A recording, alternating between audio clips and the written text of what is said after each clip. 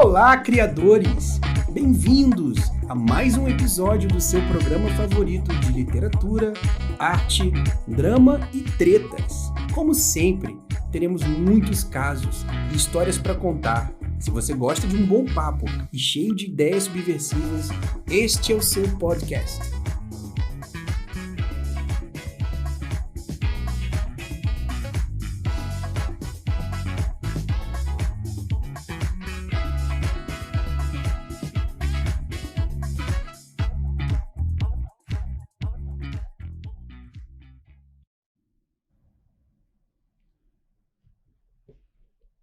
Olá, criadores! Estamos aqui com mais um episódio inédito do seu programa de Letras e Tretas. Mas antes de começar, gostaria de lembrar que você pode nos ouvir na programação do Spotify ou, se preferir, nos assistir por imagens no YouTube, no canal Escritora Cristina Teixeira. Mas antes, não esqueça de, quando você se inscrever, de ativar o sininho para receber as notificações e também compartilhar a página dos criadores no Instagram. Combinado? Aí. Beleza? Gostaria de apresentar aqui nosso parceiro de mesa, querido Roberto Caldas. E aí, Roberto, beleza? Tudo bem, estamos aí juntos. Tudo bom? Eu gostaria só de falar aqui para quem está chegando agora, apresentar um pouquinho do Roberto Caldas para você. Roberto, o seu currículo é extenso. Roberto Caldas, o meu querido parceiro hoje de mesa, é formado em desenho industrial pela PUC, com especialização em metodologia de ensino superior pela Universidade, MBA em Marketing pela FGV do Rio de Janeiro, lecionou por 18 anos no curso de Design do Centro Universitário da cidade, disciplina de produção gráfica, design editorial e trabalha na conclusão de trabalho de conclusão de curso. Isso. Professor pesquisador do IAV, Instituto de Artes Visuais do Centro Universitário, do qual foi fundador. Concebeu o projeto editorial da revista Design, participou do conselho de curador da Galeria da Cidade, do IAV, desenvolveu diversos projetos gráficos editoriais para a Filá Editora, aliás, minha querida editora. E aí, gente, agora eu gostaria de apresentar o nosso convidado. E aí, André, meu querido André Lisboa, conta pra gente aí sobre a aventura de... Como é que é ser vidraça? Você que publica tantos livros na sua editora, como é que é finalmente estar publicando um livro? Como é que você se sente aí? Fala pra gente, como é que foi essa sensação? Então, é uma sensação de realização, porque geralmente, né, é um sonho antigo, então a gente está um tempão batalhando nisso e às vezes projeta, quando é que vai ser. Hoje ainda estava, só para trazer, estava na sala ali onde eu boto os objetos, e estava com daqueles, sabe aqueles bonequinhos que vendem ali na comunidade chinesa ali em São Paulo, como é que é o nome? Tem uns bonequinhos que vêm dois olhinhos, aí tu pinta um olho e faz um desejo, e tu deixa o outro olho para pintar quando o desejo se realiza, e esse desejo era escrever um livro. Eu já estava olhando, estavam os dois olhinhos pintados, assim, consegui realizar esse sonho. Acho que eu pintei isso foi em 2017, 2018, e o livro foi sair agora só em 2023, ano passado. Então é um trajeto longo até chegar na publicação, mas é um sonho que a gente não consegue largar, né? É muito bom também, né? É engraçado, né? Porque as pessoas não têm ideia normalmente do processo, que é um processo... Normalmente é um processo longo mesmo, é um processo longo, sofrido. Né? Desacreditado, tu acha que tu é um merda, que tu não escreve nada, que não vale a pena, daí escreve uma coisa, larga fora, não completa vai com outro até o final, mas desiste. É um projeto longo. Eu digo que eu estou assim... esboçando isso já faz mais de 15 anos, assim, de tentar, de escrever, de comprar livros sobre escrita. É uma caminhada até chegar na publicação, né? Então... É interessante, assim, porque me chamou a atenção esse seu percurso, né? Primeiro advogado, com a formação em advocacia, em direito, né? Se formou em direito, depois de fisioterapia. E aí eu fiquei muito curioso em saber como é que foi essa transformação para chegar à literatura, né? E junto com o lançamento do livro parece que se abriu também uma livraria, né? Foi mudança de vida completa, assim, 100%. Guinada de vida. Aliás, para ser completo, eu vou fazer a introdução propriamente dita aqui do André Lisboa, que é natural de Florianópolis, formação em Direito. Aliás, colega, também me formei em Direito. Tamo junto. Trabalhou como funcionário público estadual durante 13 anos, mas largou o funcionalismo. Nossa, que louco, hein? Estou impressionada aqui. Para dedicar-se à literatura. Abriu recentemente a livraria Macum, em Porto Alegre, que, aliás, eu dei uma olhada. É linda, é muito fofa. Nossa. É fofa, né? É lindinha. É linda demais. Tenho bastante orgulho desse projeto. Quando eu lançar o meu livro, eu vou querer fazer parte da Macum. Vem lançar aqui em Porto Alegre. Com certeza, com certeza. Porque, cara, quando você fala, meu coração bate mais forte, que eu entendo tudo que você está falando. Mas fala coisa de louco. Né? Fala um pouco dessa sua transformação, desse seu caminho, dessa sua trajetória até a literatura. Como é que você descobriu isso? Como eu descobri a literatura, eu sempre gostei muito, assim, sempre fui um jovem, uma criança que leu, sempre tive uma personalidade mais retraída, então tinha tendência a me isolar, ficar no meu cantinho lendo. Eu sou filho de professores, então isso também tem toda uma bagagem. Eu lembro a minha casa, ela tinha uma parte, depois ela foi emendada em outra. E aí, para ter janela nos quartos internos, tinha tipo um fosso, nem existe mais isso, né? E do lado desse fosso tinha um quarto, que era esse quarto cego, assim. Nesse quarto era a biblioteca da minha família. E comecei a ler Kafka, Nabokov, Copperfield, comecei a ler... Como é que é o do Copperfield? O Dickens. Comecei a ler todo mundo e aí fui indo para um ramo mais... me aprofundando mais e comecei a consumir também esses livros sobre escrita, que tem milhões aí, então já li quase tudo. Fui seguindo aí para esse ramo. E aí fui tentando escrever até que quando eu comecei o relacionamento com o Pedro, daí ele também gosta muito de literatura, então casou os gostos, né? E aí daí eu estava com um livro pela metade, que eu escrevi assim sozinho. Aí eu completei esse livro, mas aí não publiquei, porque eu acho que é um livro que tem que editar muito. E aí depois comecei a escrever esse, que é o Na Cidade Sou Como Fantasma de Alguém Sem Rosto. Para quem está vendo, tem a capinha dele bonitinha aqui. E aí esse eu consegui publicar pela Folha de Relva do Alexandre, ali de São Paulo. Aliás, salve Alexandre. É um cara que eu também admiro muito o trabalho dele como editor.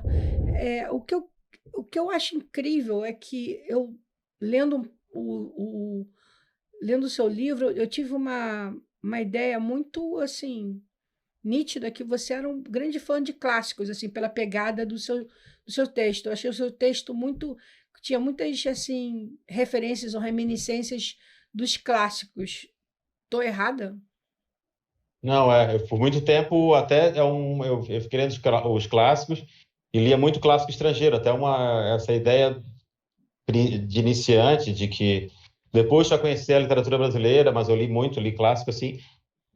Quando peguei esse livro só tinha os clássicos, né, essas indicações, então fui lendo clássico atrás de clássico, atrás de clássico, e até hoje gosto bastante, mas agora já estou lendo contemporâneo, gosto muito da galera sul-americana, gosto muito dos brasileiros, e até parei de ler um pouco a galera europeia e americana, mas li bastante, assim, li na sequência, fui pegando a listinha ali, eu ia no sebo, gostava muito de sebo, ia no sebo, quando achava um livrinho que estava ali nos livros na indicação, eu já riscava ali e começava a ler. Então, peguei geral aí, desde calhamaço até pequeno, eu li bastante, assim. E daí o negócio foi encaixando, parece que estava assim, quando é para ser, as coisas vão uma encaixando na outra, né? A gente foi procurar imóvel aqui, conseguiu imóvel num bairro legal, num preço bacana, a casa era boa e foi tudo fluindo. E saiu essa livraria, saiu o livro, saiu tudo ao mesmo tempo, foi de rodo, assim. Aí, assim, eu fico vendo uma série de sincronicidades aí nessa sua história, né, que tem, assim, a ver com o livro, né? Esse teu marco de lançamento, a gente empreende em relação a esse passado negro recente que a gente teve, né? E aí o teu livro, de alguma maneira, falam muito dessa vivência, né? Quer dizer, ele levanta a questão indígena, né? como uma questão principal, mas ele toca na questão dos relacionamentos homoafetivos, os preconceitos que existem em cima disso, e os preconceitos familiares, e numa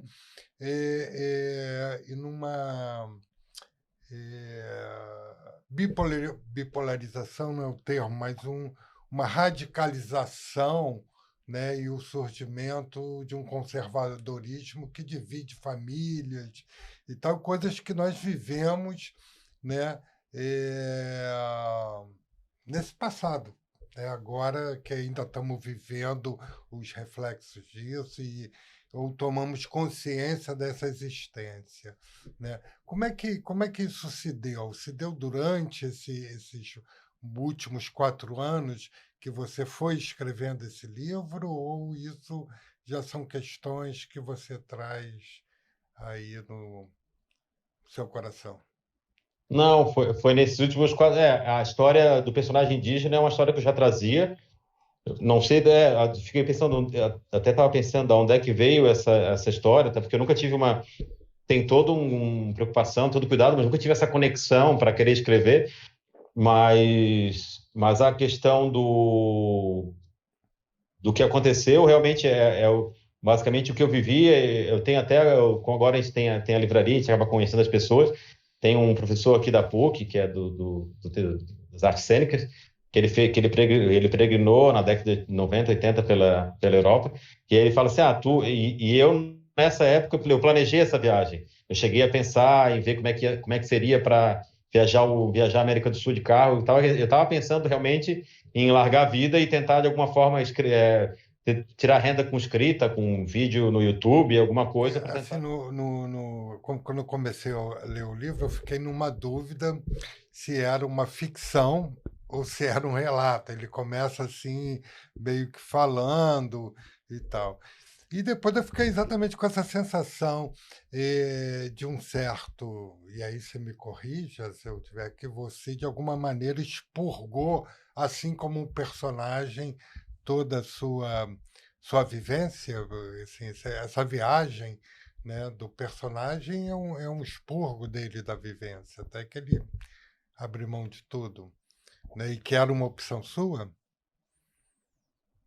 Foi uma opção minha, eu pensei muito, assim, estava tão saturado que, assim, eu trabalhava ali, eu coloco como funcionário público, mas eu trabalhava como policial civil, eu era escrivão de polícia, por 13 anos eu fui, então essa era a profissão que eu tinha, que, querendo ou não, trabalhei, fui feliz, me proporcionou muita coisa, mas era uma profissão que tu fica o dia inteiro lidando com desgraça. Eu sempre optei dentro do que eu podia optar dentro da polícia, que nunca foi um negócio almejado. Eu comecei a estudar para concurso, até mirava o judiciário, acabei entrando para a polícia. Eu trabalhava com mulheres vítimas de violência doméstica, também a minha carreira inteira, só um período que eu fiquei na corregedoria, trabalhando, o resto foi os 13 anos praticamente nas delegacias de atendimento à mulher, que eu achava que dentro da polícia seria o local onde eu prestaria um serviço mais comunitário, daria um retorno maior para a sociedade, assim.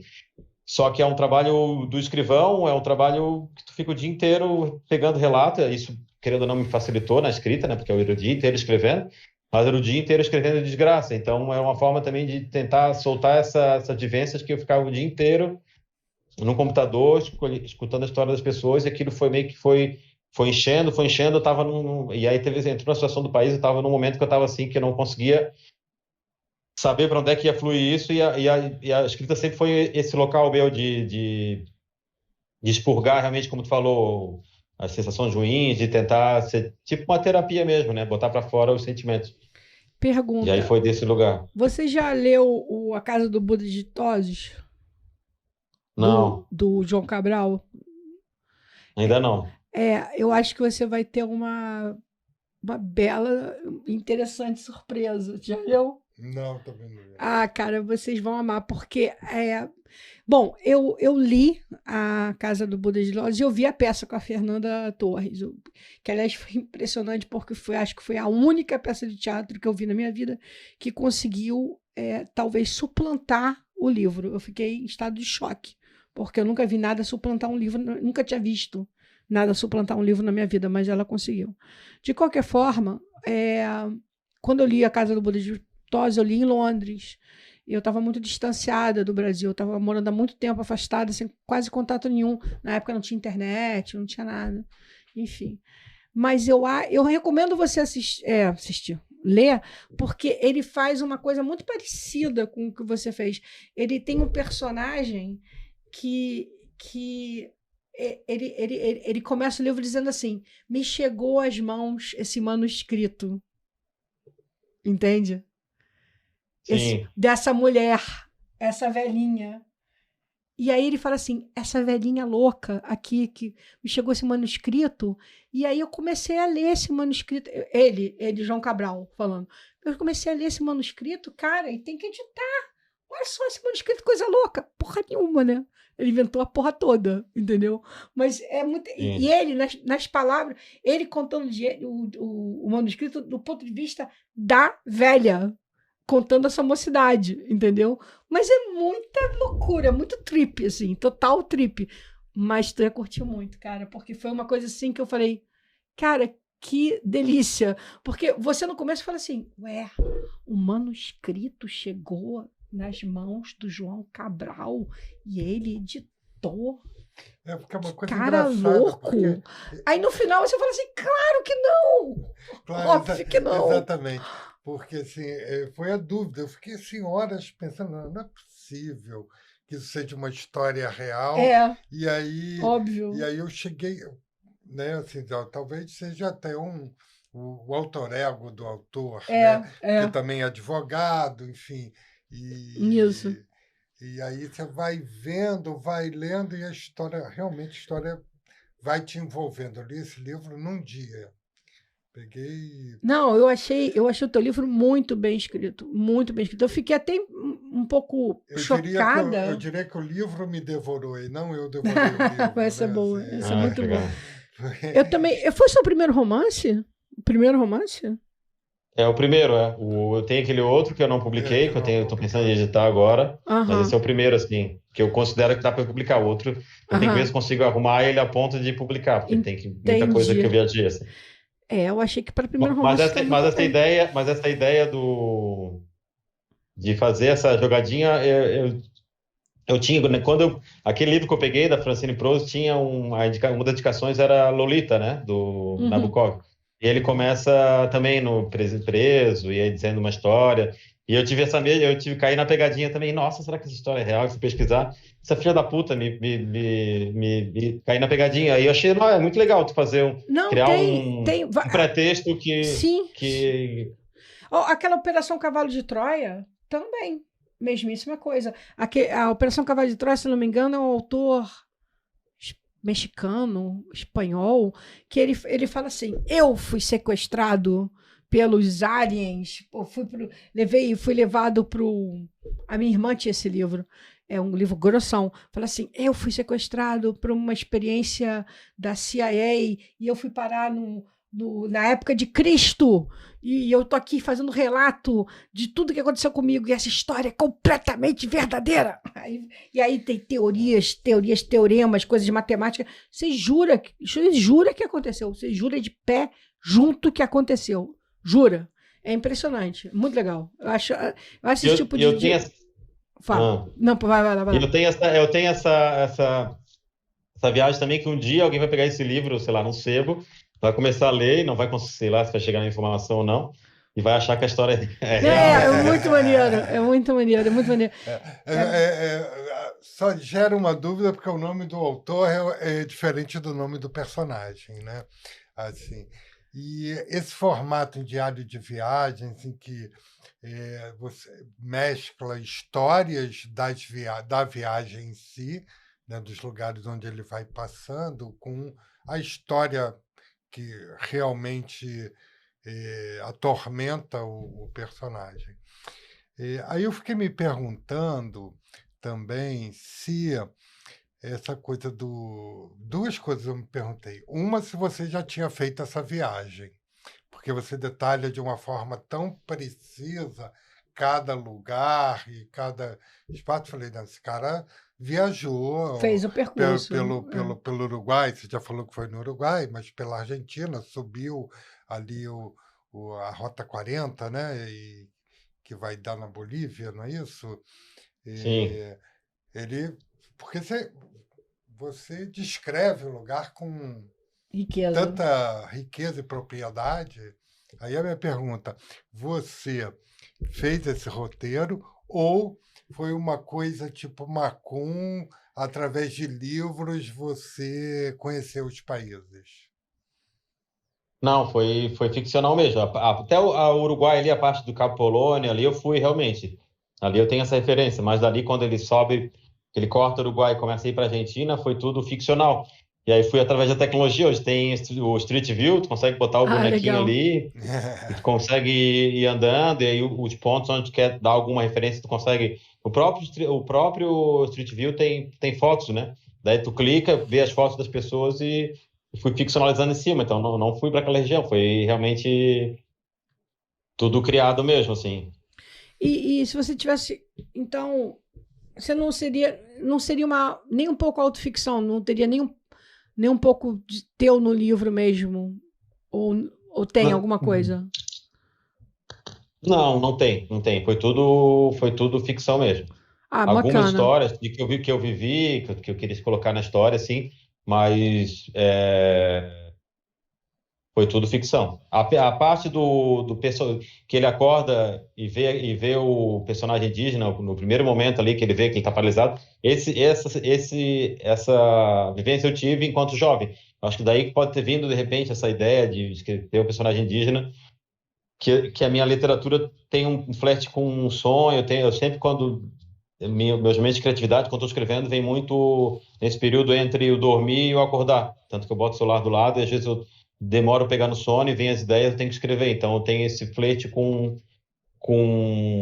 esse momento, assim, que eu acho que a mente fica meio planando até dormir. E ali é onde vem muita parte de ideia para mim. Então, nessa parte do personagem eu acabei vivendo enquanto jovem. Algum dia eu estava dormindo na cama, quando fui acordar, não consegui me levantar e vi um indígena que não tinha conexão nenhuma na minha frente. Acho que essa imagem ficou na minha cabeça durante muito tempo e eu coloquei ela na história, para ter uma imagem, uma vivência totalmente ficcional, né? Mas mesmo quando a gente escreve um personagem totalmente ficcional, que é a minha preferência, sempre existe o subconsciente do escritor. Você está sabendo disso, né? Está sempre ali. Sim. O inconsciente, né? Tem sempre rondando ali as questões. Mas mudando completamente de assunto, curiosidade. O que mais vende na tua livraria? São os clássicos ou os contemporâneos? Honestidade, que eu aguento ouvir. Olha, acho que vende bastante os dois, para te falar a verdade. Os dois? Tem muita gente que vem procurando clássico, bastante. Aham. E também tem bastante gente que procura contemporâneo. Eu acho que tá contemporâneo quase meio a meio. Brasileiro ou mais estrangeiro?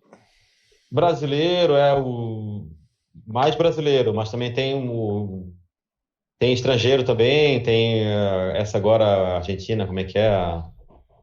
Tá bem famosinha. Eu sou péssimo para lembrar nomes, tá? Não, eu também, eu sou um lixo.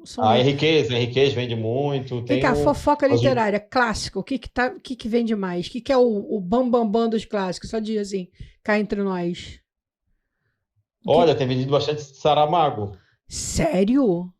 Saramago? Saramago. Você acredita assim, tipo assim, fofoca. Tu acredita que a BBC não botou o Saramago entre os 100 mais? Não. Não colocou? Não botou. Eu fiquei assim, ó.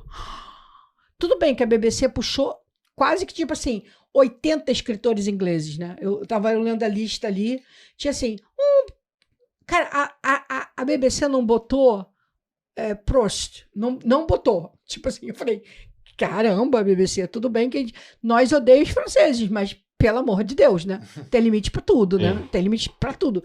Mas, cara, não botou Saramago. Saramago não está. Então tá. Agora, o 100 Dias de Solidão, o 100 Anos de Solidão tá lá. Tá lá. Tá lá, mas não vive procurando, não. Tá lá. Oi? Desculpa. O pessoal gosta muito do Borges, dos argentinos ali. Borges também não tá lá. Borges Aquela também. galerinha ali do Eu adoro Borges, Borges. Campo. Eu adoro Borges, cara. Também adoro. Esse conceito da livraria organizada geograficamente, é isso? Como é que isso funciona? Isso. Boa pergunta. Como é que isso Como é que funciona? Como é que é isso? Tipo assim, se alguém te der um dinheirinho extra, tu cola o livro lá na frente? Tu cola na... Não, o escritor desesperado, o escritor inseguro, fala assim, por favor, pelo amor de Deus. Como é que é essa organização? A gente está com esse problema, sabia. com essa demanda, Eu sabia. e a gente vai criar uma sessão de independentes, vai colocar esse pessoal na sessão de independentes, entendeu? Mas a gente não abre mão desse conceito de... É que assim, no meio da livraria tem os Gimpés ali tem tipo lançamentos mais procurados. Ali não tem essa divisão, então ali dá para ter mais maneiro. Os mais vendidos, esse que o pessoal procura mais. Mas a livraria em si tá dividida assim, e isso é uma pira do Pedro, o meu companheiro, que ele é professor de geografia. Maneiro. E ele tinha, na realidade, ele tinha um projeto que ele até fez um vídeo do YouTube, acabou depois não engrenando, eu acho que teria dado certo, que era conhecer o mundo através das artes. Então, ele pegava um país, sei lá, Angola, e procurava quem que era os artista plástico, quem que era o escritor, e dentro dessa pesquisa, que ele adora catalogar e pesquisar, que fica horas fazendo isso, eu não consigo, horas fazendo isso, e um braço dele era literatura. Qual o signo então, dele? Há muito tempo. Peixes, fica viajando, fica lá. Deus, tá Deixa lá e perdido. fica viajando. Isso aí. Daí ele pesquisava muito, ele já tem uma pesquisa de 10 anos de quem que é a galera fera da literatura dos outros países, quem que é traduzido para cá. E aí depois ele viajou aí no país, foi procurando a galera, então ele já tinha essa lista. Ele só deu mais uma atualizada e a gente dividiu a livraria assim, que é uma outra forma de ver que é bacana, assim, porque sai daquela livraria que tu olha assim, parece que tu vai se perder, porque os livros estão um do lado do outro, tem que catar o livro ali. Não, sabe que se for procurar um livro de um país, vai estar uma literatura selecionada, tem uma curadoria, entendeu? É um livreiro que pode entrar e pegar qualquer livro que é bom. E a galera tá meio que sacando isso, entendeu? Tá vindo achar livro, tá meio sem saber o que vai ler, vem aqui encontrar livro, sabe? Porque normalmente as livrarias são temáticas, né? Você vai a sessão de psicologia, ou a sessão de literatura estrangeira, ou a sessão de literatura brasileira, assim, é um outro tipo de organização, né? Quer dizer, sim. E tem tudo, né? E tem muito e tem tudo. Então é difícil se encontrar, tu sabe mais ou menos o que tu quiser, mas não é uma livraria que tu pode, pega uma capa, vai lendo, vai se achando assim, mas eu acho que essa divisão dá uma facilitada em encontrar um livro bacana, assim, de outro país, e até um incentivo. Eu na época que ele tinha esse projeto, eu fiquei uns 6 meses lendo, li China, li Peru, li Espanha, então peguei uns 4, 5 autores e fui lendo, e tu acaba lendo uma galera que tu nem ia ler, e é super legal, entendeu? E se guiar por essa temática, sabe? Aliás, desculpa interromper, mas é uma pergunta que eu tenho para fazer para os dois, para vocês dois. Você que faz projeto gráfico e para você que é livreiro. De verdade, é uma pergunta muito importante. O brasileiro julga o livro pela capa? Quem que pode começar? Bom, eu compro livro desde da juventude, livro pela capa. Eu entrava em livraria e assim conheci alguns autores. Saramago. O silêncio foi tudo, né? Saramago, por exemplo, eu conheci pela capa. Ok. Né? Eu, como designer, acredito que a capa vende. Né? Assim, uma boa capa vende. Influencia na venda. Mas sobre o ato, eu acho que sim. Eu acho que uma capa vende muito, diz muito. Né? Instiga. Né?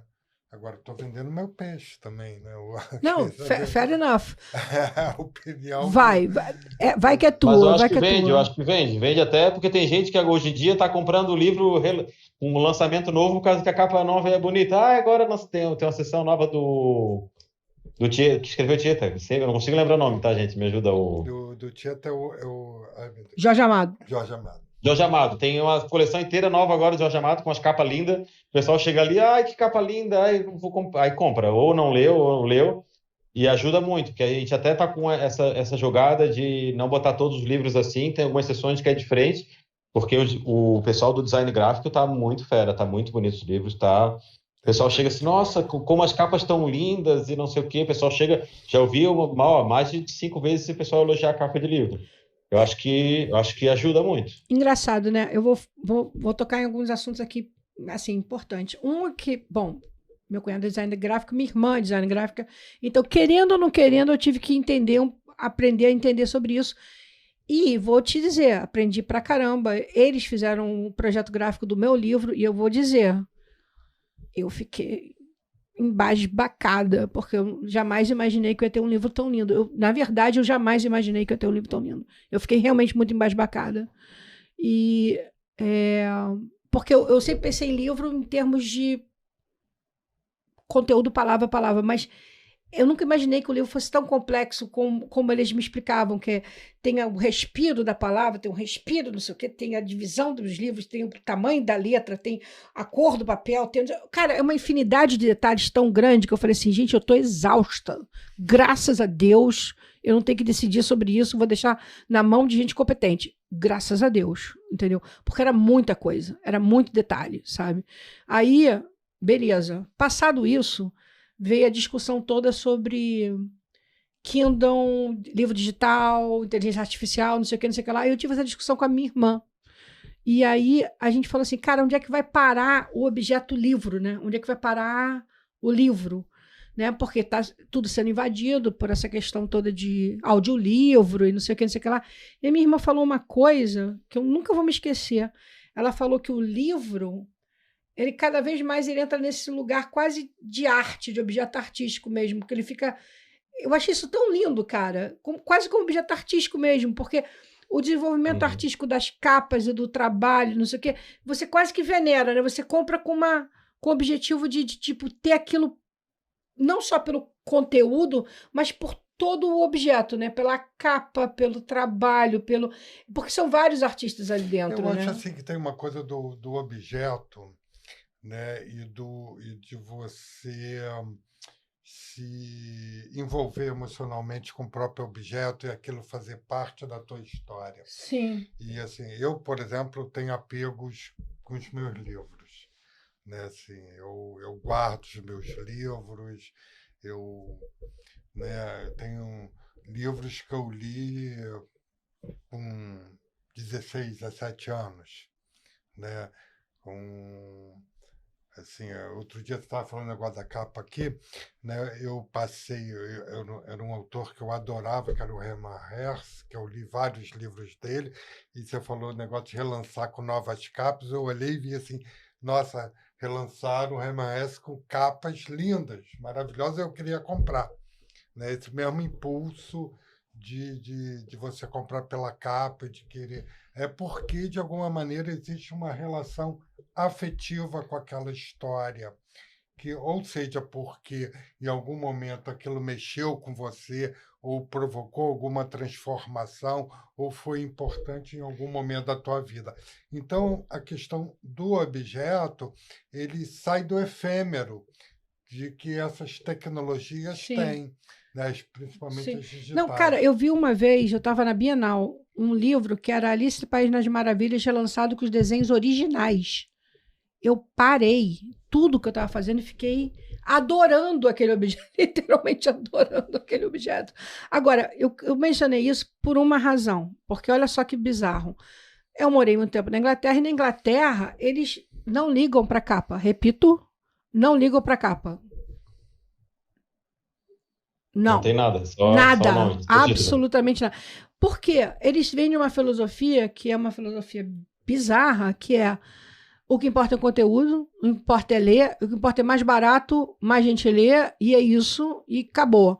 Eu me lembro que a primeira vez que eu vi um dos livros que eu estava trabalhando, sendo lançado, que eu recebi a capa e o livro, eu tinha vontade de sentar e chorar, porque eu achei a coisa mais feia do universo, mais maltratada, o papel de qualidade parecia uma coisa horrorosa, entendeu? Mas era o quê? Era em prol de um custo lá embaixo, entendeu? E uma acessibilidade maior para as pessoas poderem comprar.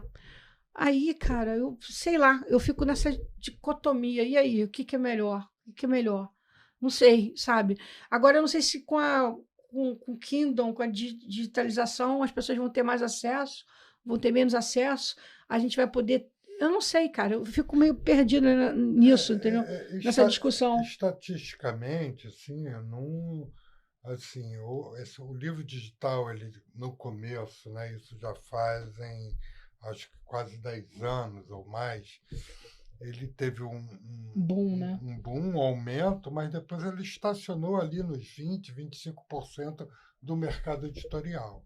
Assim, essas são as informações que eu, Sim, verdade. que eu tenho.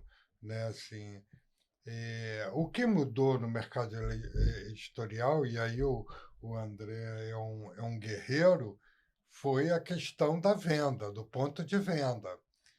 Né? A maioria dos livros hoje são vendidos online e pelas grandes redes, né? E como é que isso... Exatamente, como é que isso você, é? entrante nesse mercado, né, se relaciona com esse tubarões grandes, momento aí? Com o Mercado Livre, sei lá, com a Amazon. Uma Amazon, uma Travessa. Com a Travessa. Como é que fica? A cultura não existe mais, mas... Boa. Isso é... Assim, eu acho que eu estou numa cidade que tem um diferencial que o povo, o pessoal daqui gosta de ler, eu sinto, tanto que dentro dos planejamentos de projeção, onde é que seria mais legal, Porto Alegre estava entre os primeiros. Eu acho que é uma cidade que dá valor, que consome, que pode ver, sempre tem muita gente que desponta, vários gaúchos ou editoras, então eu acho que já está nesse lugar que tem esse diferencial, e o povo aqui dá valor para a livraria de bairro, eles compram, não olham no site, que legal, não né? olham na Amazon, então a gente está focando nesse público, aquele que chega, porque eu vi que no site tal está assim. A gente nem faz campanha contra, se a gente pensar, não é o público da livraria, entendeu? Se tu tá vindo aqui para procurar, então não é o nosso público-alvo, mas o pessoal vem, a gente está assim bem empolgado assim com a quantidade de livros que a gente tem conseguido vender. A gente estava nessa perspectiva de quem nunca trabalhou no ramo, a gente botou uma meta bem baixa assim, e estamos superando a meta. A gente tem gente que chega e compra 3, 4 livros, a gente diz, nossa, gente, eu não sabia que tinha tanta gente que consumia tanto. O pessoal vem, daqui a um mês, 15 dias volta e compra mais 2 livros, e o pessoal consome bem, assim. Então a gente está contente de saber que tem esse público que consome a literatura e sabe que é importante, sabe que se não incentivar a livraria do bairro não vai ter depois, e ser esse espaço que proporciona várias coisas além da livraria, tem o café, então a pessoa valoriza, acho que o espaço e você promove algum tipo de evento literário na livraria? Eu vi lá umas fotos. Isso, a gente tem essa ideia de ser meio que palco, assim, então a gente está aberto, a gente ainda está entrando no meio, o Pedro é do teatro também, mas é outro meio, querendo ou não, né? Mas a gente ainda já teve lançamentos, então a gente está meio que assim, a gente criou essa estrutura que está aberta para quem tiver interesse. Então o pessoal tem buscado a gente bastante, já tiveram uns 4 ou 5 lançamentos de livro no passado. Esse ano já estão procurando. Ontem a gente já teve mais uma mulher aqui querendo lançar o livro dela, que quer trazer um pianista. O pessoal está fomentando e está naturalmente, não está nem fazendo propaganda, o pessoal está vindo, assim. Está bem legal. André... Você lançou o seu livro aí? Acho que sim. Ainda não lancei. Você ainda não lançou? Não tive tempo, porque o livro ficou pronto uma semana antes de abrir. E aí teve toda essa loucura de correr atrás do negócio. Eu estou planejando, acho que agora para o início do ano, eu quero ver se lança, entendeu? Mas tem data ou ainda não tem data? Não, ainda não tem data. Estou pensando para março. Entendi. Acho que estou vendendo, mas como eu estou ali na beira da livraria, meu livro tá entre os mais vendidos. Porque no boca a boca tu vende, né? Sim. Não, mas Não, e o livro é muito bom. É muito bom. O teu livro é muito... sinceramente, é muito bom. E eu vou te falar, hoje em dia, a literatura, você sabe que está extremamente competitiva, extremamente técnica. E o teu livro está muito bom, está muito bem escrito, a história é complexa, é uma história bem intrincada. Eu acho que você realmente fez um excelente trabalho, principalmente para primeiro romance, né? Porque romance é um gênero muito complexo, né? Ele demanda uma estrutura, ele demanda uma sofisticação de domínio de personagens, você tem que ter todo um preparo, você tem que ter um conhecimento psicológico para desenvolver as tramas. Cara, você fez um excelente trabalho, parabéns mesmo. Eu fiquei impressionadíssima, principalmente com o seu detalhe, a sua atenção aos detalhes. Você tinha muita preocupação em fazer que o leitor embarcasse na jornada com você de uma forma completa, tivesse essa experiência sinestésica com você. Você teve esse carinho com o leitor, você teve esse olhar profissional, de escritor profissional, entendeu? Então, eu queria te congratular por isso, porque você realmente fez um excelente trabalho, principalmente para primeiro romance. Eu acho que daí você vai surfar, acho que você é um escritor nato, você vai surfar, e também te parabenizar pela tua livraria, porque nossa, é um empreendimento que eu acho que incrível você está fazendo. Eu acho até que o pessoal das Redondezas te abraça pela tua coragem, né? Porque é como se fosse aquela mercearia de bairro que a gente ama, a gente quer proteger, a gente quer abraçar, contra os grandes tubarões, porque, na verdade, se a gente não fizer isso, só vai restar os grandes, né? Não, a gente não vai ter mais aquela coisa do bairro gostosa que a gente encontra com os amigos e tal. Eu acho que tá tendo esse movimento mundial mesmo, sabe? Da floricultura, da livraria. Inspirado em Macunaíma, né? Nessa busca de uma brasileidade, que é uma coisa que me deixou um pouco curioso, esse conceito do modernismo contemporâneo, né? Assim, eu acho que eu podia falar um pouco disso dentro de um mundo, de um país tão culturalmente diverso e um mundo tão globalizado, né? Eu acho que a gente quis trazer essa referência. Acho que quando foi lançado o Macunaíma, acho que o autor quis tentar criar um herói brasileiro, né? Tentar se posicionar no mundo. Eu acho que hoje em dia a gente já está muito foda. Acho que o brasileiro já de literatura não depende mais de ninguém. A gente tem que exportar a literatura para fora, além de consumir, é claro. Então acho que essa ideia desse Macunaíma que a gente fala de Macunaíma globalizado é a gente agora se olhar enquanto personagem principal na literatura do mundo, por mais que ainda tenha essa resistência de ler brasileiro, mas acho que pela galera que a gente que tá publicando agora, acho que a gente não deixa nada a desejar, e eu acho que aos pouquinhos a gente vai começar a conquistar espaço. E essa forma também de enaltecer a literatura brasileira e sem deixar de olhar para o mundo, né? Que eu acho que a literatura tem essa vantagem de tu conseguir também conhecer outras culturas, e isso que a gente também quer conhecer outras culturas, tanto nacionalmente quanto internacionalmente, que aqui tem uma seção do Pará. Quando é que tu parou para ler um livro de um autor paraense, entendeu? É isso que a gente também quer proporcionar. Pô, mergulha em outras literaturas que tu vai ter outros tipos de experiência. E a gente tá na luta aí, acho que tá surtindo efeito, tá sendo bacana assim, o feedback. Eu acabo de me tornar fã de um autor gaúcho, né? Olha só. Catarinense gaúcho. Catarinense gaúcho. Não sou gaúcho. Você é de Santa Não Catarina, sou gaúcho ainda. E assim que a gente vai fazendo conexões. Olha só, para terminar essa conversa aqui, infelizmente tá dando a hora, porque te falei que é uma cachaça, eu falei para você. Andrezinho, queria que você fizesse... Eu gostaria, na verdade, que você fizesse o anúncio do seu lançamento, mas eu estou vendo que eu vou botar muita pressão em cima de você, então eu queria que você fizesse o anúncio, pelo menos, da sua livraria, né? Para a gente poder ir terminando os nossos últimos minutos aqui, e deixasse a gente com a promessa que você vai anunciar depois no lançamento pra gente. Isso. Então tá, pessoal, ouvintes aí do Criadores de Caso, quando estiverem em Porto Alegre, não esqueça de visitar a gente, a Macum Livraria. Fica na rua Octávio Corrêa, número 67, na Cidade Baixa, é o bairro Boêmio, então tu pode já beber um vinhozinho aqui, ler um livro, tomar um choppzinho, ler um livro, a gente está incentivando isso também, a literatura não precisa ser um negócio dentro de casa. Vem aqui na Macum, tem um ambiente gostoso, tem bastante natureza, tem muito livro, tem comida boa, e em pouco tempo vocês vão ter o anúncio do lançamento do meu livro, vai sair, então segue aí nas redes da livraria e na minha também, o André Lisboa 82, meu perfil no Instagram, e da livraria @Macum Livraria, e espero ter vocês como leitores. A maior felicidade de quem escreve é ter esse feedback. Obrigado pelo feedback de vocês, fico muito contente. Para a gente é sempre um estímulo, né? Porque a leitura é um negócio que tu joga no mundo, então a gente fica esperando vir essas respostas.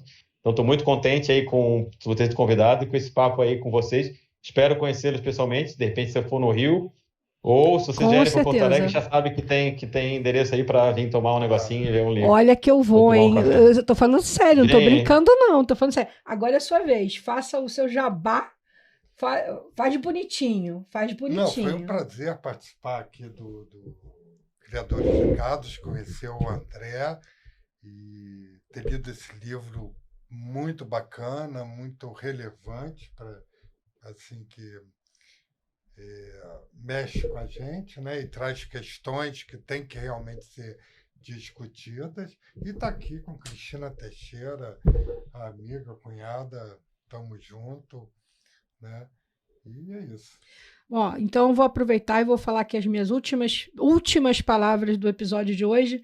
Eu vou até ter que tirar o óculos aqui para poder ler, que é o seguinte: eu queria, primeiramente, agradecer a você, André, por ter vindo aqui falar com a gente, mas não podia esquecer também de agradecer ao Alexandre, que ele foi a nossa ponte. Alexandre fofo, maravilhoso. É Alexandre Stout que fala? Stout?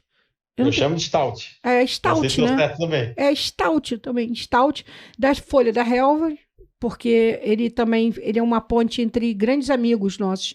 Amigos meus de Berlim, outros amigos, agora você, que tornou um amigo. Sim. E é isso aí, a gente vai fazendo disso grandes pontes de amizades. Ele é um queridão, então queria agradecer a ele. Também queria agradecer a você, Roberto, por ter vindo. Você é um fofo, é um lindo, maravilhoso, é um querido, sempre junto de mim. Queria agradecer ao Walter Torinho, que sempre está junto da gente aqui. A Amanda também, minha parceira, que me aguenta, me incentiva, às vezes me chicoteia por causa do livro. Vai sair. E também o Iago aqui, o nosso editor, o dono desse estúdio maravilhoso. Queria agradecer ao João Dabu, que sempre esteve aqui presente com a gente, ajudando a gente aqui no programa. E também, obviamente, aos apoiadores, que é a Rotisseria Libanesa e o Nona Madeira Estúdio, que é onde a gente está aqui, onde a gente sempre grava.